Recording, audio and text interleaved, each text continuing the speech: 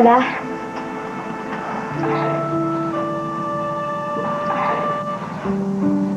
Mabuti na ba ang pakiramdam mo?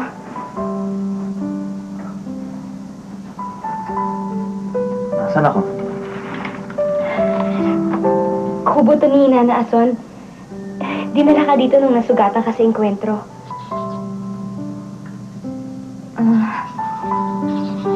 Hindi mo ba ako nakikilala, Anton?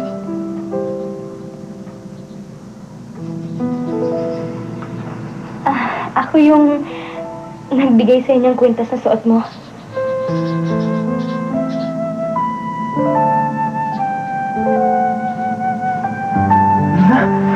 Huwag ka na tayo.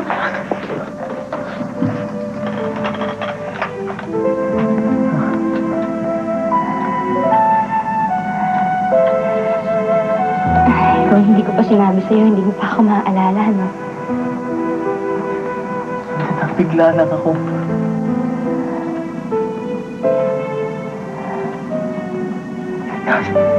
Nasa harap na kita. Parang panaginip.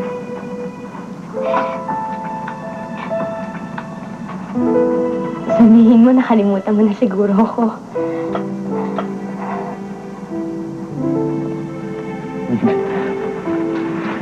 Paano kita makakalimutan? Wala pa tayong halos isip nun. Naalala mo sinabi mo, ako magiging asawa mo?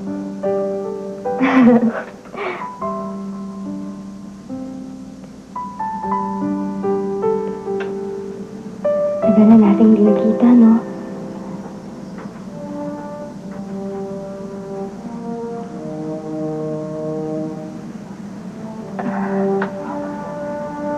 Paano ka napasama sa kilusan?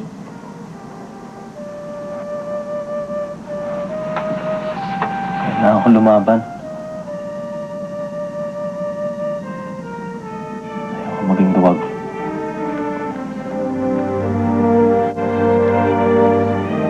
Ayoko maging tao-tauhan lang.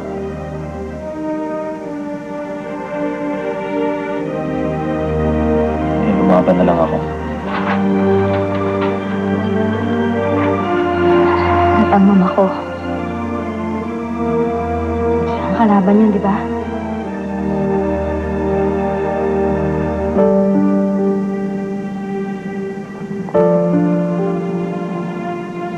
Kalaban din ba ang tingin mo sa akin, Anton?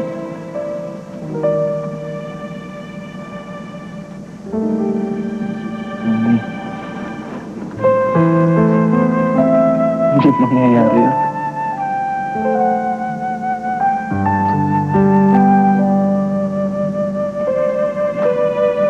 Kahit anong mangyari, ang pinaka-paborito kong kaibigan.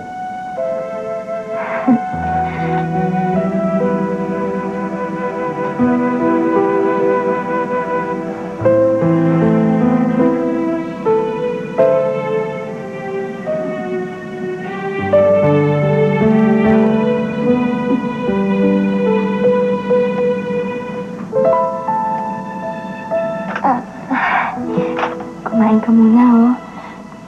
Ako na lang mainit, eh. Salamat. Mga naman.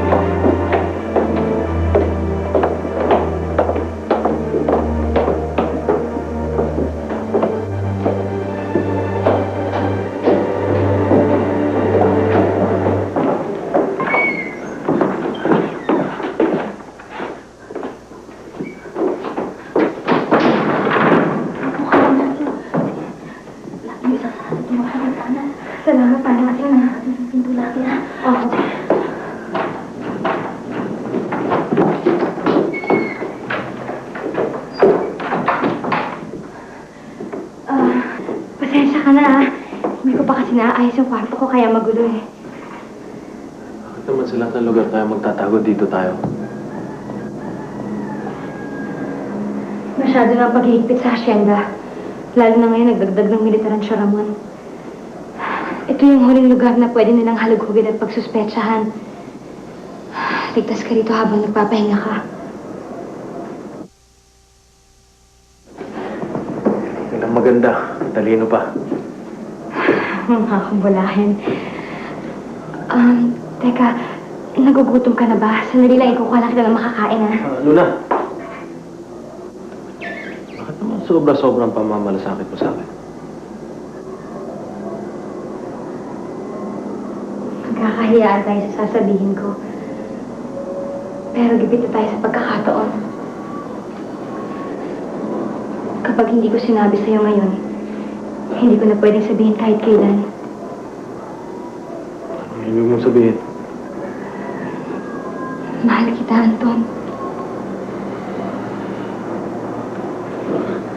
Wag! Hindi pwede. Huwag. Kamuya mo lang ako. Hindi mangyayari yun. Nangyayari yun.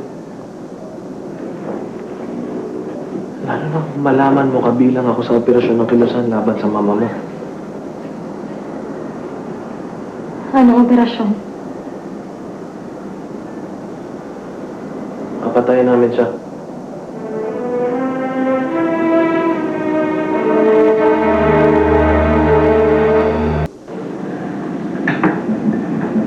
Hindi mo ba pwedeng pakiusapan ng kilusan?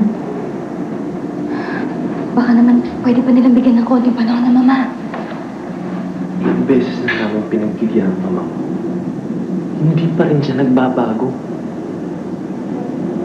Mataon-taon na lang natataragdag ang karahasan sa bahay natin.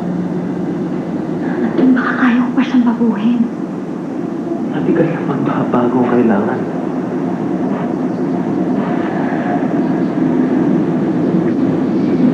Kung hindi ko siya mababago, akong pupuno sa lahat ng mga pagkukulang niya. Paano? Paano? Magsisilbihin ako sa bayan. Magsasagawa ako ng mga medical missions. Hingin ko yung tulong ng mga kaibigan ko sa Maynila. Hindi maluluto sa mga problema natin. Dahil sa mga relief operations. Dahil nagmamadali kayo. Wala nang panahon, Luna. Meron pa. Anton, konting panahon lang ngayon hinihingi ko sa'yo. Susubukan ko lang naman tumulong eh.